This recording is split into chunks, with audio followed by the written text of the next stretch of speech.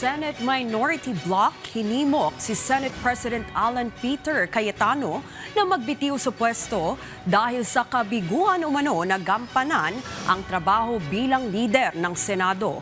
Ang ilan pang kaganapan doon bago ang huling regular session ng mataas na kapulungan, alamin sa sentro ng balita ni Bernard Ferrer live. Trixie, ngayong araw ang huling regular plenary session dito sa Senado pero hindi pa rin ang ilang talagang panukala dahil pa rin sa pag-boycott ng mga miyembro ng majority bloc kaya wala pa rin quorum. Bigo pa ring matalakay sa plenaryo ang ilang mahalagang panukala na sa patuloy na hindi pagdalo ng majority bloc sa sesyon ng Senado. Kabilang sa mga naantalang panukala ang Magna Carta Barangay Health Workers, Anti-Hospital Detention Bill, Agriculture Cooperative Act, pagkumpirma ng mga general sa Commission on Appointments at pagkakaloob ng Filipino citizenship kina Benny Bothright III at Matthew James Ramos. Ayon kay Senador Sherwin Gatchalian, aabot sa 25 million pesos ang gastos bawat araw habang naantala ang legislative work ng Senado.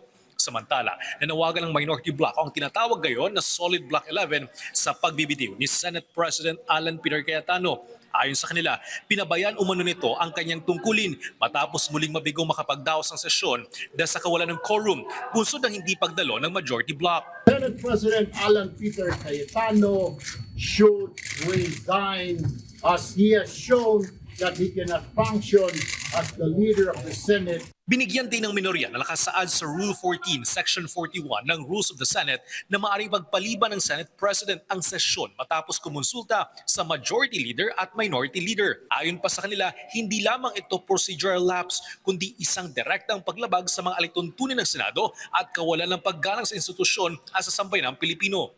What happened today was a clear abandonment of responsibility, a dereliction of duty, and a blatant disregard of the rules that govern this institution. Because the Senate cannot be made to stop working simply because its presiding officer refuses to leave. May hamon naman Senador Raffy Tulfo kay Cayetano. Hinahamon ko si Alan Peter Cayetano, kung matapang ka, pumunta ka dito bukas, otherwise luwag ka. This is the Senate of the Philippines. So we have to be more professional. Kung hindi ka lang Tulfo at kung hindi ng Tulfo si kapatid mong si Erwin, sinumbong ko lang kayo kay Tulfo Nauna na pinaliwanag ng majority bloc ng desisyon nitong huwag magbigay ng quorum. Anila, layunin nitong maprotektahan ang mga nagpapatuloy na investigasyon ng Senado, partikular ang investigasyon sa umano'y mga anomalya sa flood control projects. Ayon sa mayorya, ang pag-aresto kay Senador Jinggoy Estrada at ang patuloy na pagliban ni Senador Ronald Bato de la Rosa ay nagdulot ng isang pambihirang sitwasyon na maaaring magbigay daan sa pansamantalang pagbabago sa balanse ng kapulungan at maapektuhan ang pamumuno ng mga komite.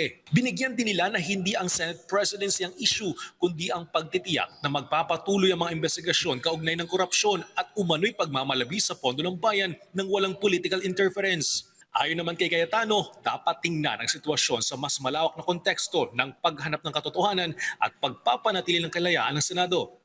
Kailangan tignan po natin nangyayari sa Senado sa mas malaking konteksto ng katotohanan. Is the Senate for truth or not? Now, it's quite unique if you say that the number now is 11-11. So what's important for me is we don't have a puppet or dependent Senate. Iginiit ng majority bloc na ang hindi pagbibigay ng quorum ay isang lehitimong parliamentary tool upang maiwasan ang pansamantalang pagbabago sa bilang ng mga senador na maaaring makaapekto sa mga nagpapatuloy na investigasyon. Trixie, mamayang alas 3 ng hapon, makikita natin kung tumugon o tutugon ang majority bloc sa panawagan sa kanila ng minorya na bumalik na sa kanilang mga tungkulin at dumalo sa sesyon. Bukas naman, isasagawa ang pagdinig ng Senate Blue Ribbon Committee kaugnay pa rin sa umano'y flood control anomaly. Trixie? Okay, maraming salamat, Bernard Ferrer.